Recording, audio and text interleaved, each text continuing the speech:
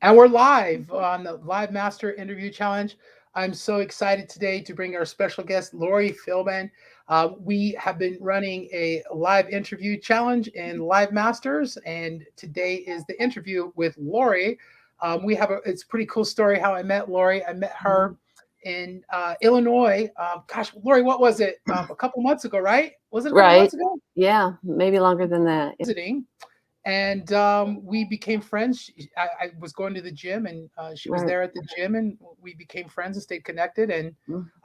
I invited her to our community Live Masters, and she decided to take our interview challenge. So if you're not familiar with that, we have an incredible community called Live Masters where we challenge people to go live in a closed group and get to know them a little bit, and then at the end, we get to interview them. So I'm really excited to introduce you to Lori. She is I was joking with Lori a couple minutes before we went live. I said, Lori, you're a very interesting person because she's done so many cool things in her life, and hopefully she could share some of the stuff Mhm. that she's done, and then also add some value to your life. So, Lori, how are you doing today? I'm doing good. I'm doing well. Yeah. Mhm. Awesome. So excited that you're here. So let me just kind of give everybody an idea of how we met. Again, I was visiting in Illinois, and Lori was at the gym, and we just started talking, and we started talking about personal development. That's kind of how we Yeah. started Mhm. talking, and Mhm. come to find out, you have an extensive background in personal development. And Mhm. why don't you just start off and kind of tell people a little bit about your background, a little bit about your story, and why you decided to take this challenge.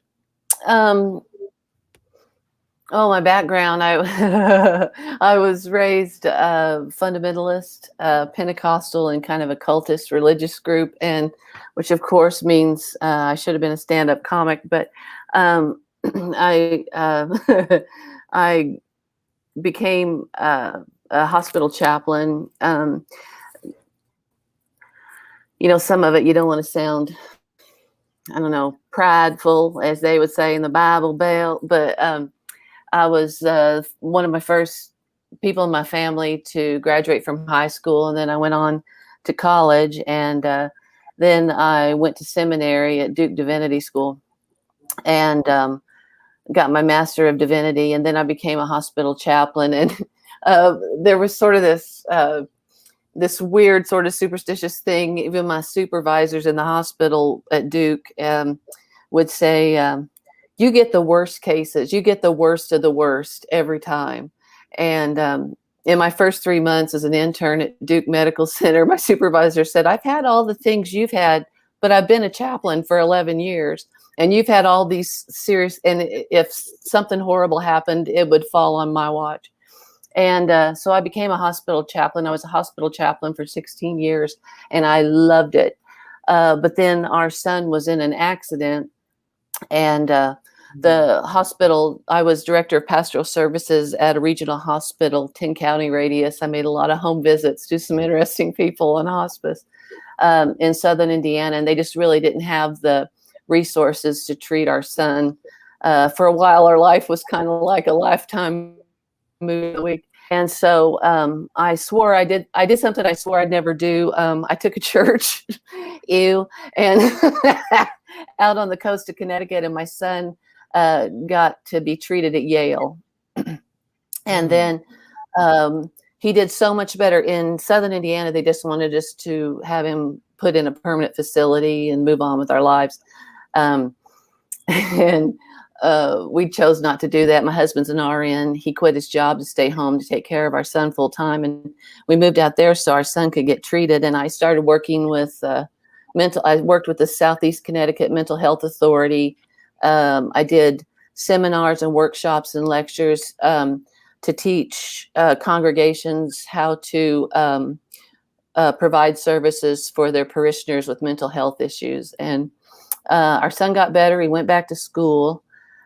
He has, he's still disabled, and he has to have someone with him, but he graduated from college, and he does really well now. And then I got sick, and I'd been sick all my life. Didn't know what was wrong. I would get sick after I ate. And when I was a kid, they said I was lazy. They said I, was trying to get out of class. they never noticed it would always happen right after lunch. And 2.5 years ago, Mike and I shared our, what's the politically correct term? We shared our heavy photos, our pre-workout photos. And I collapsed the day after Thanksgiving in 2018.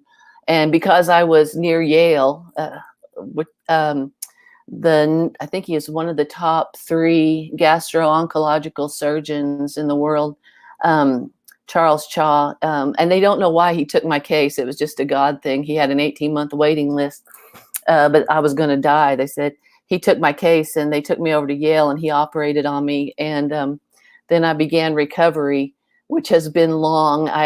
For a long time, I had strange symptoms. Because I had a tumor in my stomach, and it had been bleeding for years, and I didn't have enough oxygen. So I'd get tired, and I just couldn't think straight, and I didn't know what was wrong. Even though I went to grad school and did all these things and wore a pager 24/7, people always thought I was on drugs or something. And so I began this recovery process. I was in bed for 4 months, and then I kept trying to go back to the gym. And it took about 2 years, and it was about September of last year that I finally was able to keep going. That I would have to have checkups, and they would say, no, your oxygen levels are still too low, because they said I lost over 60% of my blood supply because that tumor had ruptured. And they said I had about 24 hours to live when my husband took me to the ER on a Friday night, that Friday after the day after Thanksgiving. And they said I had a virus and sent me home. And then 2 nights later, it just dawned on my husband what was going on. He had worked in a nursing home, and he said, I think you're bleeding from your upper GI tract. And sure enough, it was my husband who finally diagnosed me after I'd been to doctor after doctor. I think the first time my mom took me to the doctor for pretty severe stomach issues was I was about 7 or 8. And interesting side note, my great grandpa had just died of rectal cancer. And I remember being 8 years old and thinking I had rectal cancer, and just really some TMI, but some really crazy stuff. So in my 50s, I collapsed, and they took me to Yale, and they took this tumor out. And then I began to rebuild, and I was in bed for about 4 months. And then I began to be able to exercise, and but it took a while. I would try to go back to the gym, because I used to be a real gym person years ago. And so I wasn't starting from scratch, but I'd try, and then I couldn't do it. And then I'd go back a couple months later and try again. But September of last year, I began to be able to keep going. And so gradually getting healthier and healthier. And I also, my academic background, I do some tutoring and book coaching and things. So I do both of those things kind of together. So that's where I am right now. That's a really interesting story. I mean, when I met you, I would have had no idea that you had gone through all that, because you were just moving around doing your thing at the gym, and you don't know what people have gone through when you actually exactly.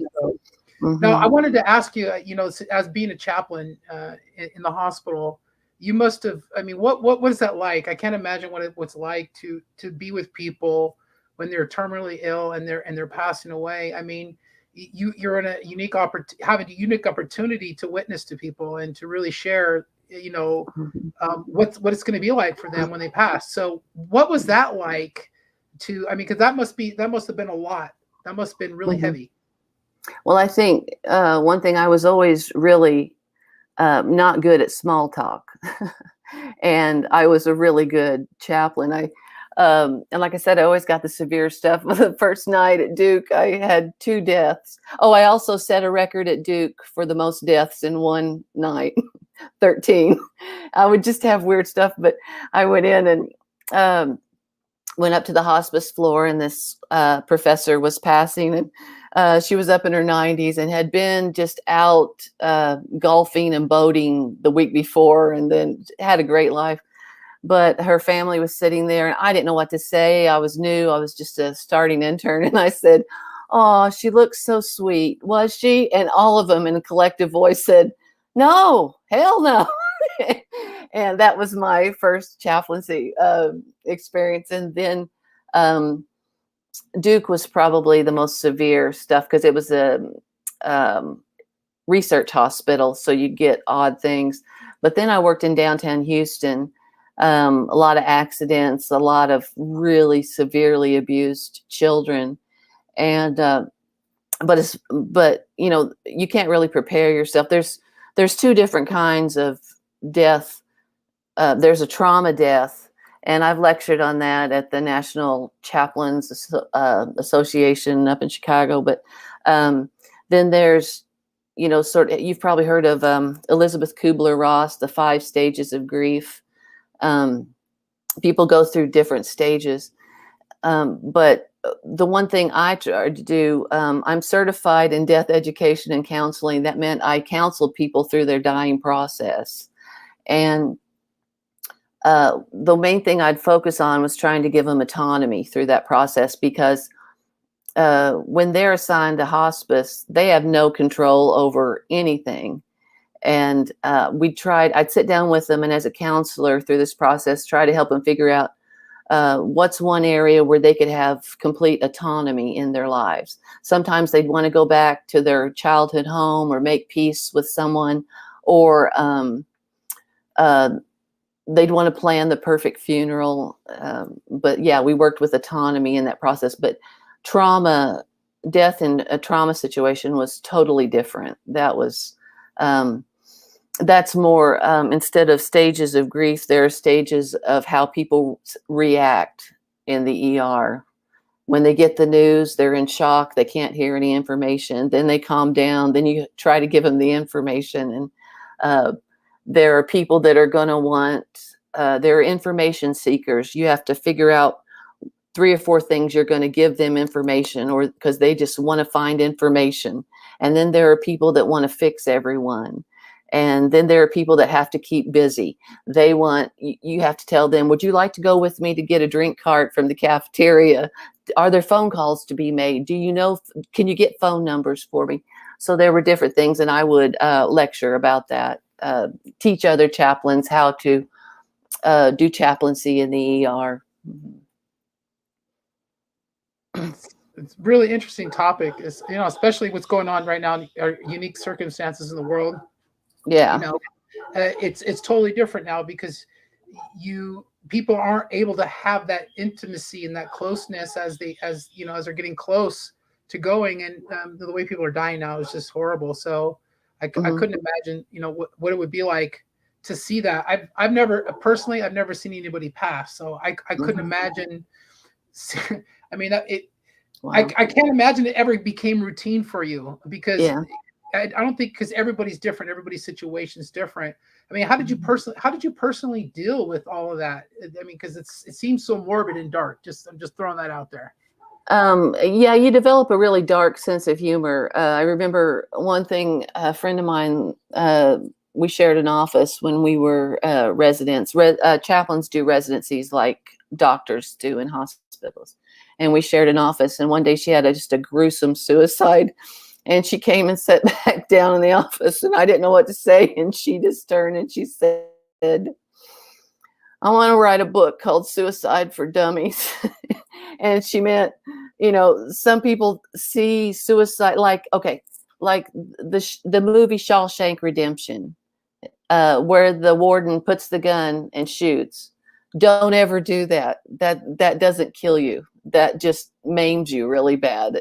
And there are things the movies portray that are completely wrong, that when you're down in the trenches of the ER, you just want to, I understood what she meant. She wanted to write a book to say, no, that's not the proper way to kill yourself. And you develop kind of a dark sense of humor. But at the same time, I've seen so many miraculous things at the time of death. I mentioned in a video a woman that she wanted to go to yard sales with her sisters one more time and out for Chinese food. And she went into a coma, and they thought, oh, she's not. One day she woke up from her coma on a Saturday morning got a shower, took her oxygen, went to yard sales all morning with her sisters for Chinese food, went back home, went back into her coma, and died 2 days later. I've just seen the most miraculous stuff happen, and everyone should. I know people are afraid to see death, but it'll increase your faith and make you feel like you're doing something that really matters in the universe. Yeah, I've just seen some amazing things, but also, yeah, chaplains often develop a really sick sense of humor. I think a lot of times when people think of chaplains, they think of Father Mulcahy from MASH. And I don't know very many chaplains that were that angelic and Christ-like. Most of us would go off in a corner and throw things and swear and then come back and act like everything was fine. Us and Jesus got our own thing going, but it just depends on the situation. But it sounds funny. Other than writing, it's probably the only thing I was ever good at, was helping people through that process. Yeah, I mean, if you've ever had a near-death experience, then I think it just makes you appreciate life that much more. I personally, I don't know if I think I might have shared with you, as some of the people that I know have listened to my story about when I got in a motorcycle accident about 12 years ago, and I was literally like just left for dead in the carpool lane, and I was going 80 miles an hour on my bike, and by the grace of God, I was saved, right? I mean, literally saved. I get to the hospital, and it was the highway patrol officer was interviewing me, and he's asking me a few questions, and he just looked at me and he said, I've never seen anybody survive anything like you survived. Either the fall kills you or you get ran over. So I have a whole new, since that day, I've had a whole new outlook and appreciation for life, and that's really when I started to understand that I'm here for a reason. And I think that, sometimes it takes that kind of thing for people to realize that they have a purpose. Wouldn't you agree? Yes, absolutely. And I've heard some great near-death experiences. People and there's so much commonality. I don't know if you had that, but the rising above their body and seeing themselves on the operating table or on the road or whatever. There's so much synchronicity or common descriptions in that I think, there has to be some sort of truth to that or similarities to that. Yeah. Well, yeah, there must be, if so many people are coming back with the same stories, being Right. that close, being that close. So now your health now, you're pretty much, are you on the right track now? I mean, as far as your health, because you're working out. That's where I met you. I saw you working, and you're working out at the gym. So has your health pretty good now?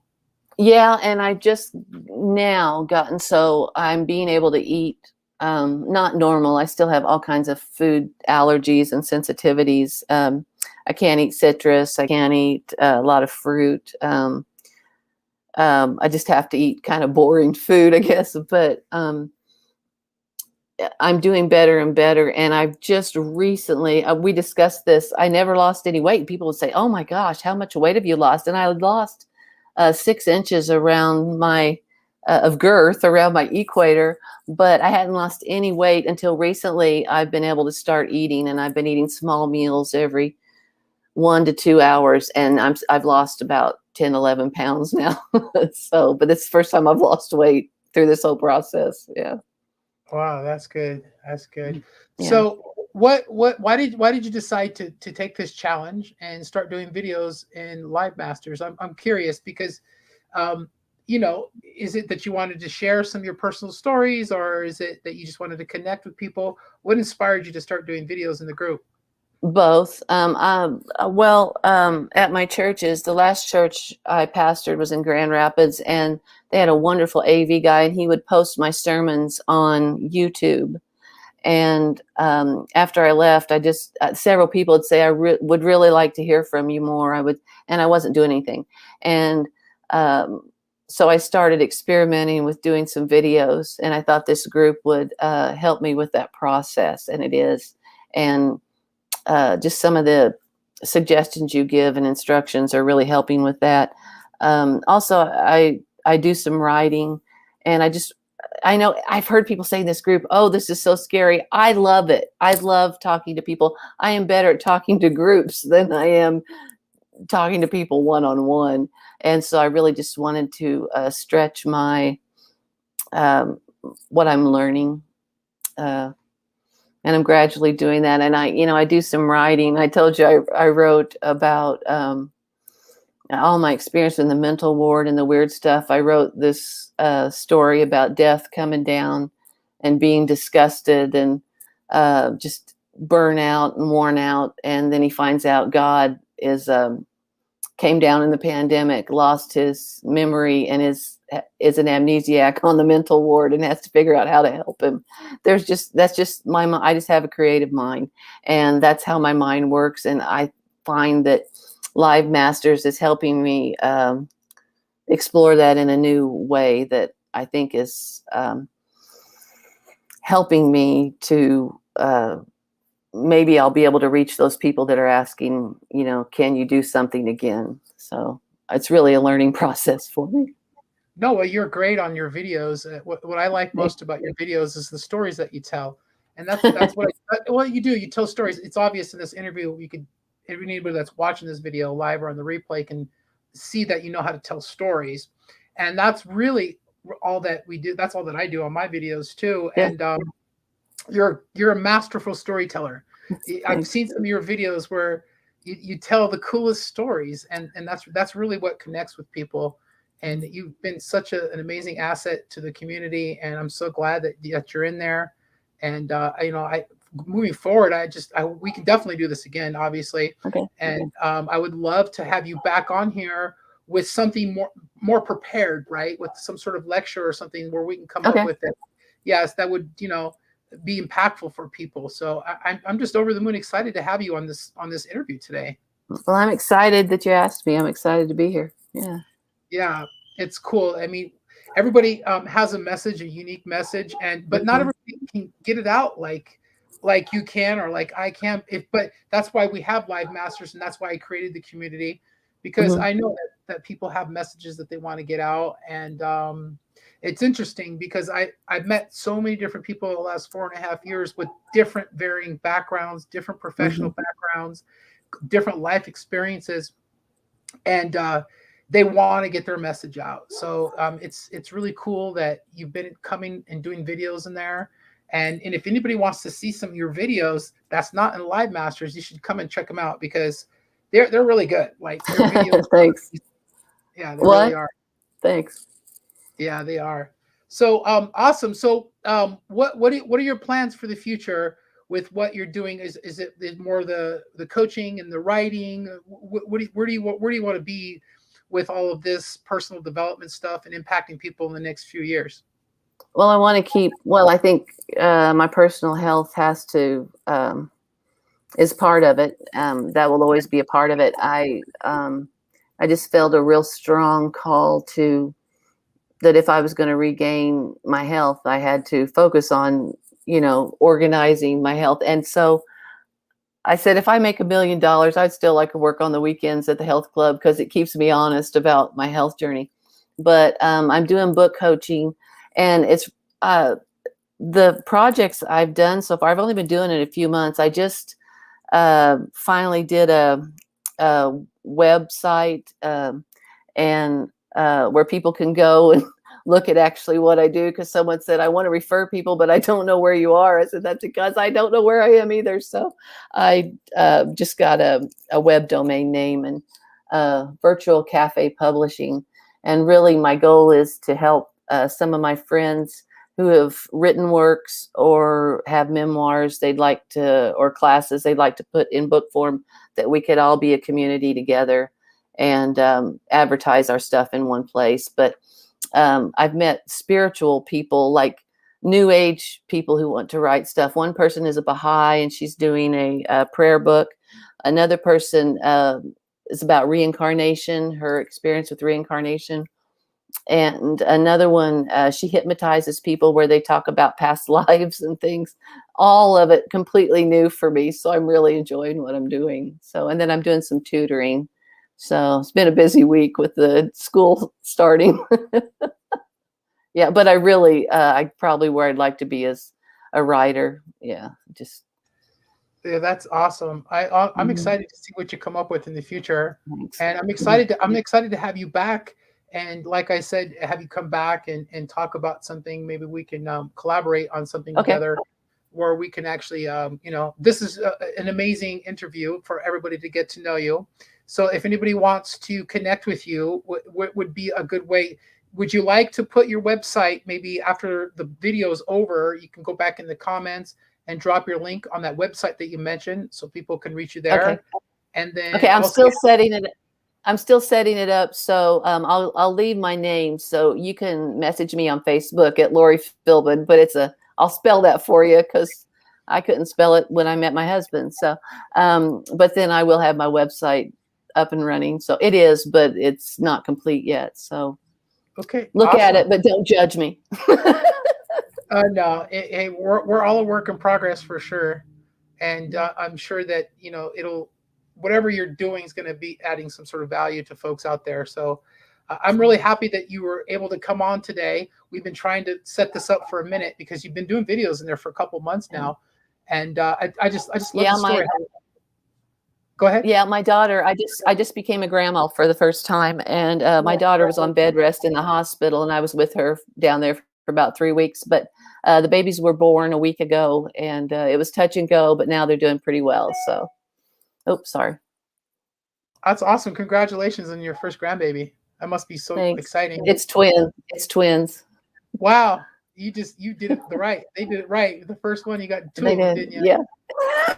That's so cool. All right. Well, I just want to, let everybody know that there is an opportunity for anybody that's interested in getting their message out to come and join our community Live Masters. We have lots of video resources in there. We have this challenge right now, the live interview challenge, where you're able to go in the group and answer a series of questions on video in a closed group. And what's cool about it is if have any inclination of nervousness or scared at all, it's a safe place. Wouldn't you agree, Lori? Oh, I Oh, think she's still. absolutely. Yeah. Hmm. Yeah, it's a Yeah. safe Can you place still hear me? yeah, I can hear you. Yeah. It's a safe place Hmm. where you can come in and do videos and get encouraged and get some help Absolutely. and then come here. We're streaming this live on my personal page. We're streaming this live in Live Masters, and then you see the little ticker down at the bottom.